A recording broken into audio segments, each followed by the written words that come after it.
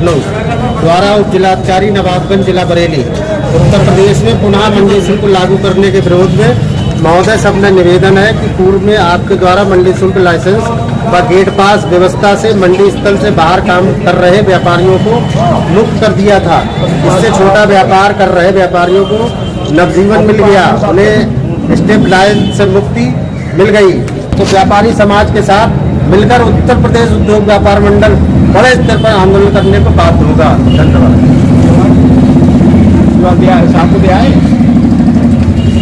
SDM साहब की गैर मौजूदगी में पेशकार साहब को दे रहे हैं, बात उनसे हो चुकी है।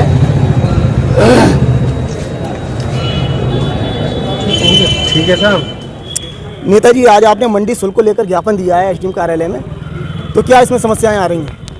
मंडी शुल्क पहले पूरी तरीके से खत्म कर दिया गया था। ये भारतीय जनता पार्टी के माध्यम से पुनः व्यापारियों को परेशान करने की एक नीति बनाई गई है, जिससे व्यापारी परेशान हो, बेरोजगार हो। पहले इसको बिल्कुल अलग किया गया था, मंडी शुल्क को पुनः इसको निर्धारित किया गया है, जिससे हम लोग जो मांग कर रहे हैं वो ये कर रहे हैं कि मंडी शुल्क खत्म करके और जो बेरोजगार लोग हैं उन्हें रोजगार मिलना चाहिए। जो व्यापारी लोग हैं, छोटे तबके के व्यापारी हैं, बड़े के हैं, उन सभी लोगों को एक मार्गदर्शन प्राप्त होना चाहिए भारतीय जनता पार्टी। भाजपा की सरकार चल रही है और उस समय मंडी शुल्क ये लागू करना कहाँ तक ठीक है? भारतीय जनता पार्टी ने ही समाप्त किया था और उसको समाप्त रहना चाहिए। और अगर उन्होंने इस तरीके का करा है तो पूरा व्यापारी वर्ग उसका विरोध भी करेगा भारतीय जनता पार्टी का। नेताजी, क्या कहना चाहेंगे? 2 या 3 महीना बाद विधानसभा का चुनाव है और इस दौरान मंडी शुल्क लागू करना कहां तक ठीक मानते हैं? देखिए, इसका नुकसान भारतीय जनता पार्टी को उठाना पड़ सकता है, उसको बहुत बड़ी कीमत भी चुकानी पड़ सकती है अगर वो मंडी शुल्क वापस नहीं लेते हैं। इससे हमारा व्यापारी समाज बहुत बेरोजगार हो जाएगा और इस चीज़ को हम लोग ज्ञापन के रूप में अपनी बात कह रहे हैं माननीय मुख्यमंत्री जी से, और इसको वो ध्यान दें, उनके हित के लिए रहेगा ये।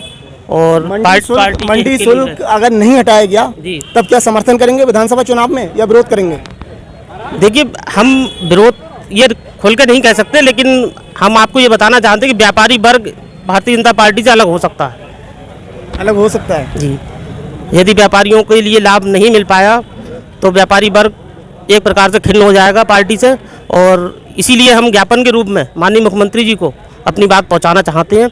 और व्यापार मंडल अपने व्यापारियों के साथ सदा रहा है, सदा रहेगा और व्यापारियों के ही हित की लड़ाई लड़ेगा और लड़ता रहेगा।